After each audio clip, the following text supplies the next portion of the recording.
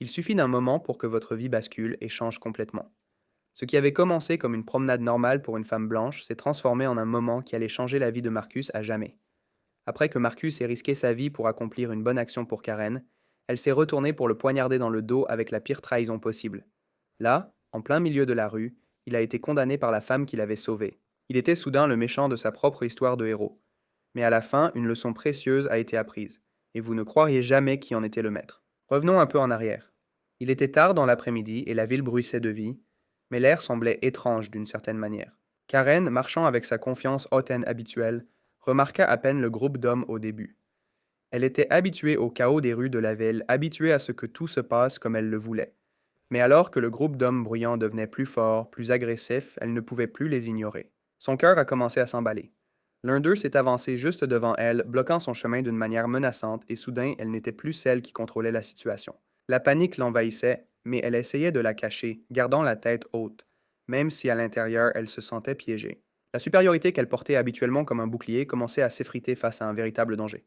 Elle ne savait pas quoi faire, son corps figé alors que la peur lui montait le long de la colonne vertébrale. Elle ne pouvait pas bouger, ne pouvait pas penser. Sa respiration s'accéléra et le monde autour d'elle sembla se refermer. Surgissant de nulle part, Marcus apparut. Il avait été de l'autre côté de la rue, vacant à ses occupations, lorsqu'il vit la situation se dérouler. Chaque instinct lui disait de ne pas s'en mêler. Après tout, Karen n'était pas étrangère à lui lancer des insultes racistes. Mais Marcus n'était pas le genre d'homme à rester sans rien faire et à regarder quelqu'un se faire blesser, même quelqu'un comme Karen. Alors, contre sa meilleure raison, il est intervenu. Il n'avait pas besoin de dire grand-chose. Marcus se plaça entre Karen et l'homme qui la menaçait, sa présence calme mais puissante. L'agresseur hésita, évaluant Marcus et réalisant rapidement que ce n'était pas un combat qu'il souhaitait. Il y eut un moment tendu, une bataille de volonté silencieuse, avant que l'homme ne recule, emmenant son groupe aussi rapidement qu'ils étaient revenus. Karen restait là, stupéfaite. Elle ne pouvait pas croire que Marcus, un homme qu'elle avait tant de fois méprisé, venait de la sauver. Pendant un moment, il sembla qu'elle pourrait réellement le remercier, mais son préjugé enraciné l'en empêcha. Au lieu de cela, son visage se durcit, elle ne dit pas un mot. Pas de gratitude, pas de reconnaissance, juste le silence. Marcus n'était pas surpris, il n'était pas intervenu pour un merci. Il savait exactement qui était Karen et il ne s'attendait pas à ce qu'elle change. Alors, sans un regard supplémentaire, il se tourna et s'éloigna, la laissant là dans les suites du danger qu'il venait de désamorcer.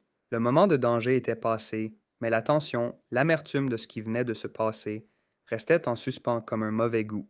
Mais Marcus ne savait pas que ce moment n'était pas la fin. C'était juste le début de quelque chose de bien pire. Quand Marcus rentra chez lui, la chaleur familière de sa maison le mit immédiatement à l'aise.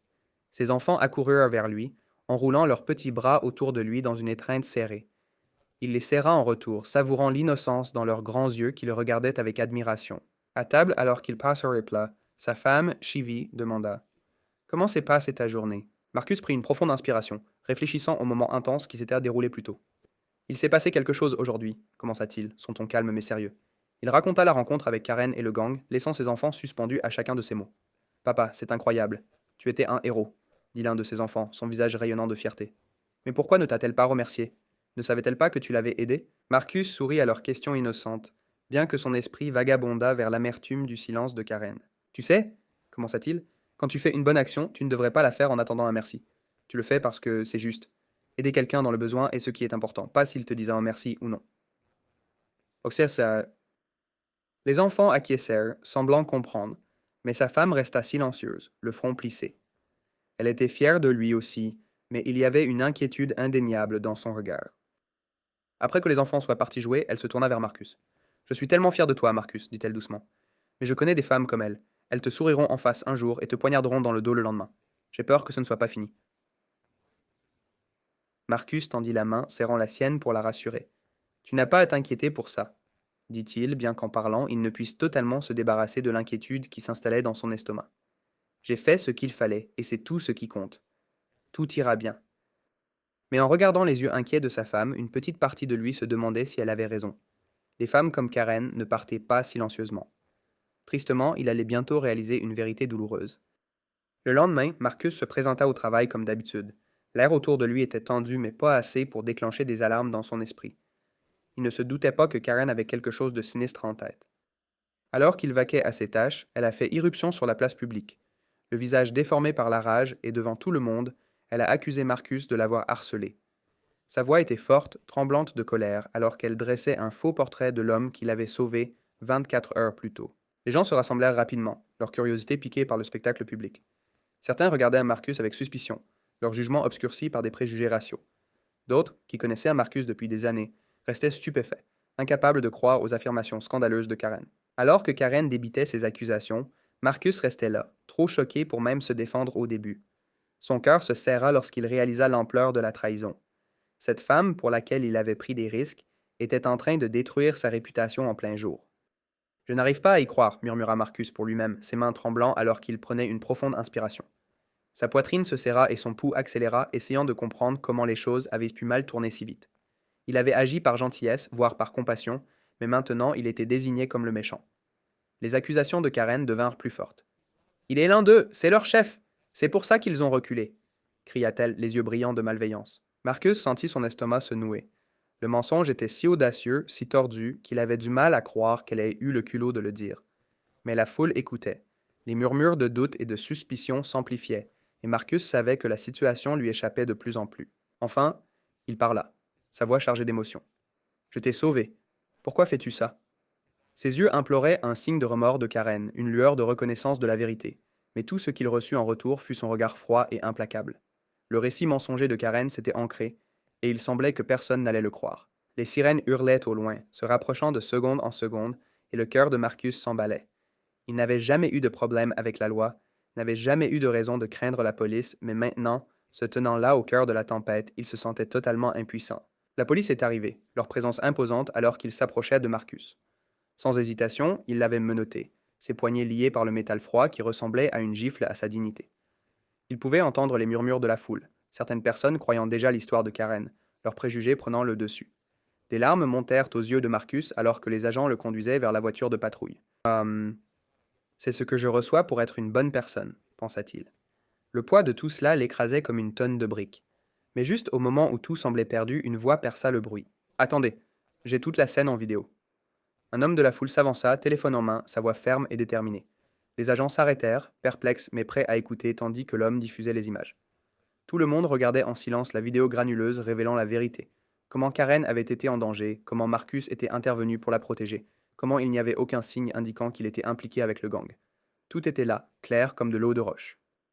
La foule se déplaça, leurs murmures s'adoucissant, et le poids de la vérité finit par s'installer sur leurs épaules. Les policiers ont retiré les menottes de Marcus, leur ton s'adoucissant, tandis qu'il marmonnait une excuse maladroite. Un soulagement l'envahit, mais c'était amer.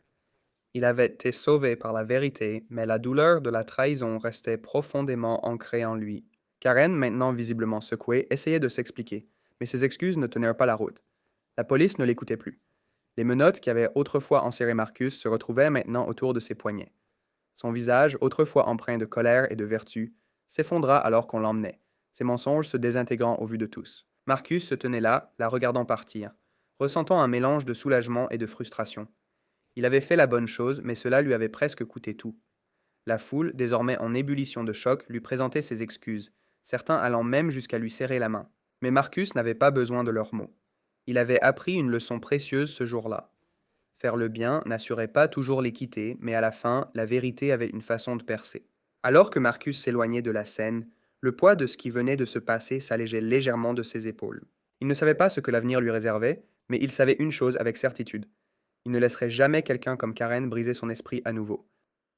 Alors que Karen était assise dans la cellule austère et froide, la réalité de sa situation commençait à s'imposer à elle. La colère qui avait alimenté son explosion précédente se transformait lentement en peur et en regret. Son monde avait basculé en quelques heures. Elle s'était toujours perçue comme intouchable, une femme capable de contrôler n'importe quel récit. Mais là, elle se trouvait confinée et vulnérable, sans personne pour l'aider. Lorsque Marcus est entré, l'atmosphère a changé. L'homme qu'elle avait humilié, l'homme qu'elle avait accusé à tort, désormais assis en face d'elle. Son comportement calme contrastait fortement avec le chaos de ses émotions. Le voir, l'air posé alors qu'elle se sentait si déboussolée, faisait battre son cœur d'une manière différente. Pourquoi demanda-t-il, sa voix calme mais inquisitrice, comme s'il cherchait à déverrouiller la porte de son tourment. La question restait en suspens, chargée de tension. Ce n'était pas qu'une simple interrogation sur ses actions, mais une demande de compréhension. Karen sentait les murs se refermer davantage à mesure que le poids de ses choix l'accablait. Et puis, sans prévenir, les larmes ont commencé à couler. Elle ne pouvait plus se retenir. Toute l'assurance qu'elle portait comme un bouclier s'effondra, la laissant exposée et à vif. Je ne sais pas, pleura-t-elle, sa voix se brisant. Je pensais pouvoir tout contrôler. Je pensais pouvoir convaincre les gens. Les vannes s'ouvrirent, et à chaque sanglot, elle commença à démêler le désordre de ses émotions. Je ne m'attends pas à ce que tu comprennes, dit-elle, la voix tremblante. J'ai gâché ma vie, Marcus. Je suis seule, personne ne se soucie de moi, personne ne me remarque. Elle s'arrêta, ses mots s'étranglant dans sa gorge. Je l'ai fait parce que je voulais que les gens me voient comme une victime. Je pensais que si les gens pensaient que j'étais en danger, ils auraient un pitié de moi. Peut-être qu'ils seraient concernés. Je sais que c'est mal, mais je pensais que si j'attirais l'attention, cela rendrait tout meilleur. Peut-être que ça ferait même la une des journaux. Marcus se laissa aller dans son siège, fronçant les sourcils. Tu as fait tout cela pour de l'attention? Tu as presque ruiné ma vie, Karen. Ils m'ont passé les menottes. J'aurais pu aller en prison pour quelque chose que je n'ai pas fait. Je sais, pleura Karen, sa voix maintenant désespérée.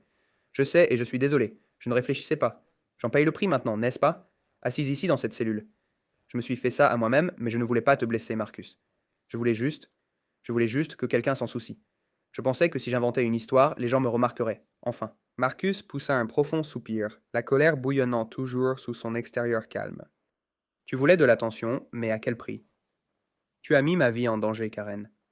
Ma famille, mes enfants, ils auraient pu me perdre à cause de ce mensonge. Les yeux de Karen se remplirent de nouvelles larmes, ses mains agrippant la table entre eux. Je sais. Je suis désolé.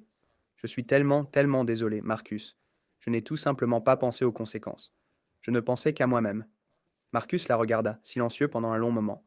Il pouvait voir à quel point elle était brisée, consumée par sa propre haine de soi et sa solitude. Tu as besoin d'aide, Karen. Ce n'est pas quelque chose que tu peux réparer avec des excuses. Je ne sais pas si je peux te pardonner pour ce que tu as fait, mais j'espère que tu réalises maintenant à quel point c'est sérieux. Karen hocha la tête, ses larmes coulant librement. Je le sais, je te le jure. Je n'aurais jamais dû le faire et je me déteste pour ça. Je ne mérite pas ton pardon, mais j'espère que tu pourras trouver dans ton cœur de me pardonner un jour.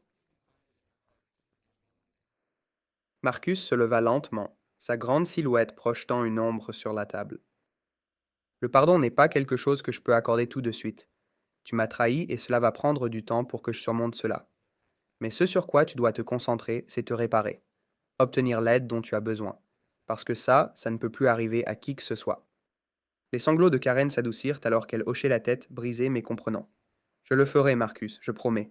Je vais chercher de l'aide. Il se tourna pour partir, s'arrêtant à la porte. J'espère que tu le penses vraiment, dit-il, sa voix douce mais ferme. Parce que tu dois vivre avec ce que tu as fait, et moi aussi.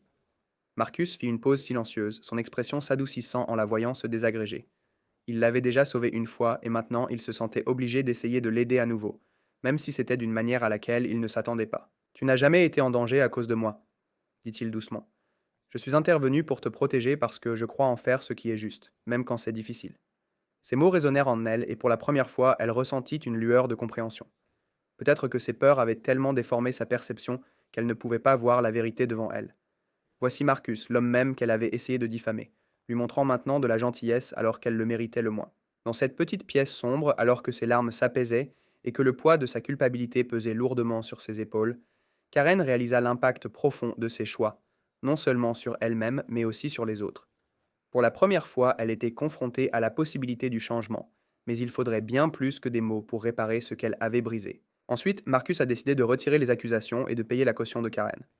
Le moment était chargé de sens. Lorsqu'elle sortit de la prison, l'air frais la frappa, contrastant fortement avec la honte brûlante et la colère qu'elle avait ressentie à l'intérieur. Elle jeta un coup d'œil autour d'elle, le cœur battant, réalisant qu'elle était libre, mais la liberté avait un goût différent maintenant. Les jours passèrent, et l'embarras de ses actions s'installa. Elle commença à réfléchir à la façon dont elle avait traité Marcus, un homme qui avait littéralement risqué sa sécurité pour la protéger. Chaque fois qu'elle repensait à la confrontation, un nœud se formait dans son estomac. Un soir, assise sur son porche, Karen commença à repasser les événements dans son esprit.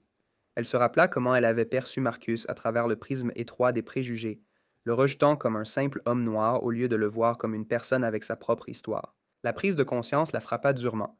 Cette réflexion provoqua un changement en elle. Elle commença à rechercher différentes perspectives, s'engageant activement dans des conversations avec des personnes de divers horizons.